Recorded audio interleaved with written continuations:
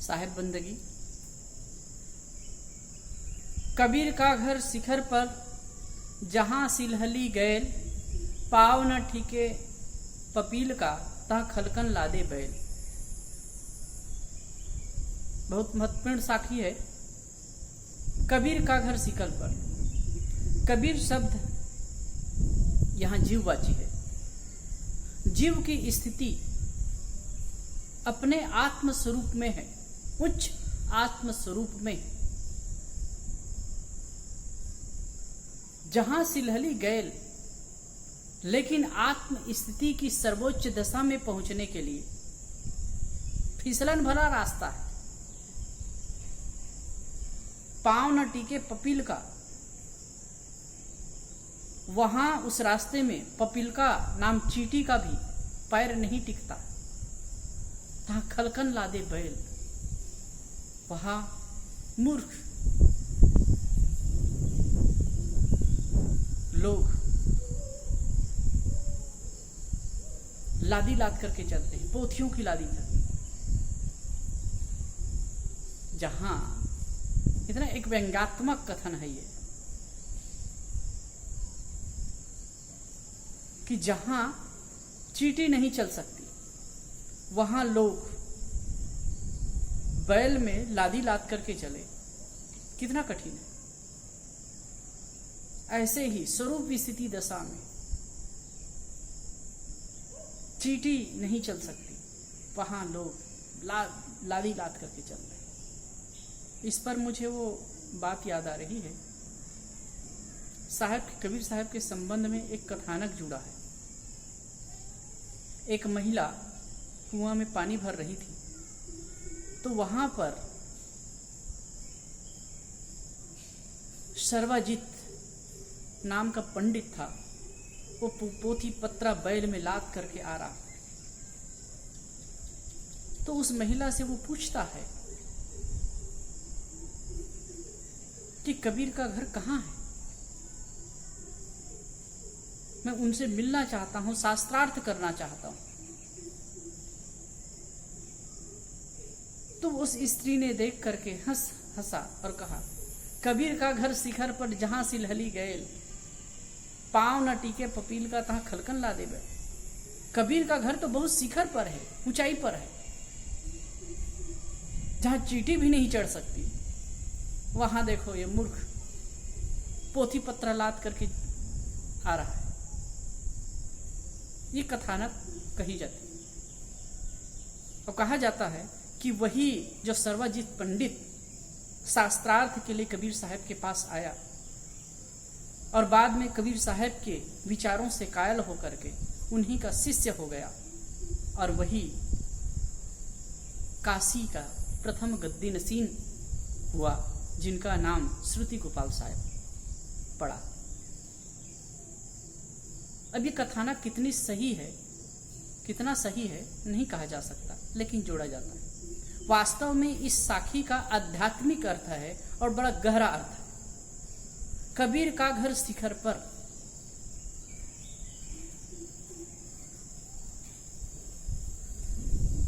कबीर का घर शिखर पर एक तरह से कहें कि विवेकियों की, आत्मस्थ पुरुष की स्थिति बहुत ऊंची होती है,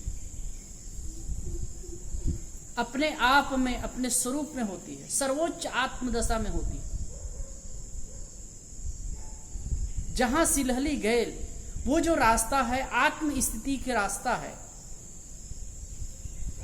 स्वरूप स्थिति का रास्ता है, सर्वोच्च आत्मदशा में पहुंचने का रास्ता है, बहुत ही फिसलन भरा। बहुत फिसलन भरा क्यों है? क्योंकि हमारी मन में इंद्रियां बहिर्मुख है, बाहर की ओर हमारी दृष्टि है, खाने पीने, देखने, सुनने, और हम इसी में लुभाते हैं, इसी में फंसते हैं, इसी में उलझते हैं, और इसीलिए फिसलन भरा लगता है। कहीं भी तनिक भी उस स्थिति में जाने के लिए ये आसक्ति साथ नहीं देगी। भयंकर रास्ता है, गंभीर रास्ता है। क्यों? क्योंकि हम आसक्ति को, अहंकार को लेकर के चलते हैं। इसीलिए ये जो स्वरूप स्थिति वाला रास्ता है वो कठिन हो पड़ा है, कठिन हो गया है। पाव न टिके पपील का था खलकन ला दे गए। पपील का चींटी का पांव वहां नहीं टिकता। इतना फिसलन भरा है, चींटी का पांव भी नहीं टिकता है। मतलब सूक्ष्म आसक्ति को लेकर भी अब वहां चल नहीं सकते।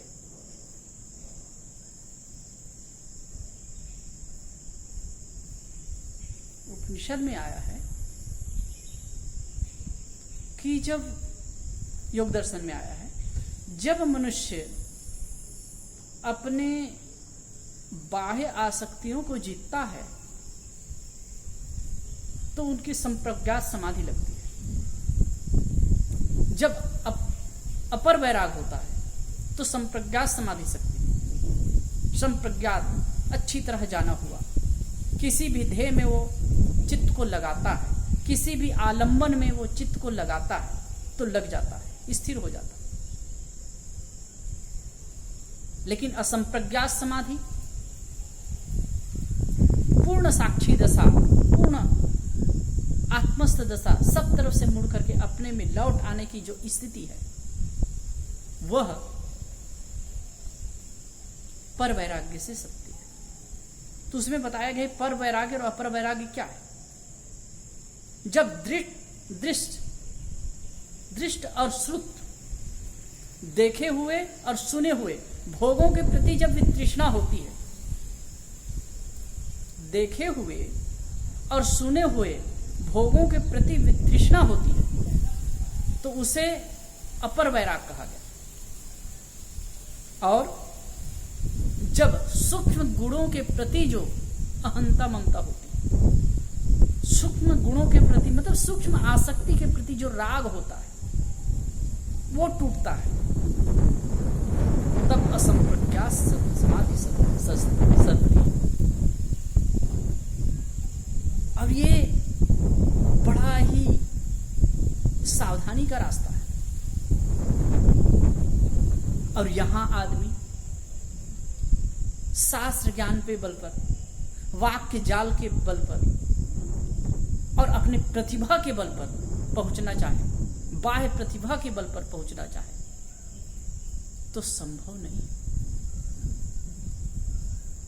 वहां उस स्थिति में नहीं जाया जा सकता। इसमें तो सब कुछ को झाड़ करके फेंक देने पर हो सकता है। गुरुदेव जी कहा करते थे, जैसे घोड़ा कभी जमीन पर लौटता है धूल में और उसके बाद जब खड़ा होता है तो फरहरा करके झाड़ देता है।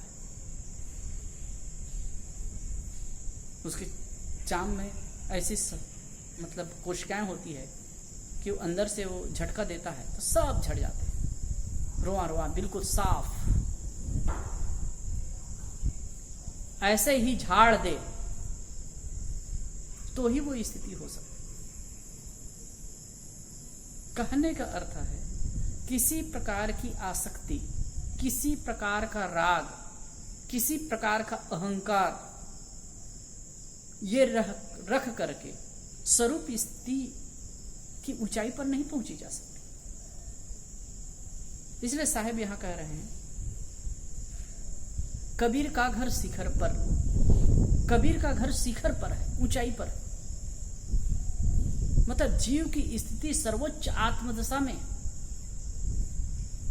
जीव का विश्राम स्थल अपने आप में है, उच्च स्थिति है वो। वहां किसी प्रकार की आसक्ति, मोह, ममता, राग, अहंकार इसको लेकर के नहीं जा सकते। एक जगह कबीर साहब की उल्टवासी में आया, तो ही रोकन वाला कौन मगन से जाओ चली, चिवटी चाली सासुरे नवमन काजल लाए, हाथी वाके गोद में ऊंट लिया लटकाए। तो ही रोकन वाला कौन, तुम्हें कौन रोकने वाला है? तू आत्म शांति चाहता है ना, कल्याण चाहता है ना, तो तुझे रोकने वाला कौन है? जा सकता है। लेकिन चींटी चाली सासुरे नौमन काजल लाए, वहां भी चींटी की बात आई। चींटी ससुराल चली, और ससुराल चली तो कैसे चली? नौमन काजल लाए, नौमन काजल को आंख में लगा दी और हाथी को गोद में बैठा करके ऊंट को पीछे लटका दिया। हाथी वाके गोद में ऊंट लिया लटकाया। ऐसा कि संभव है?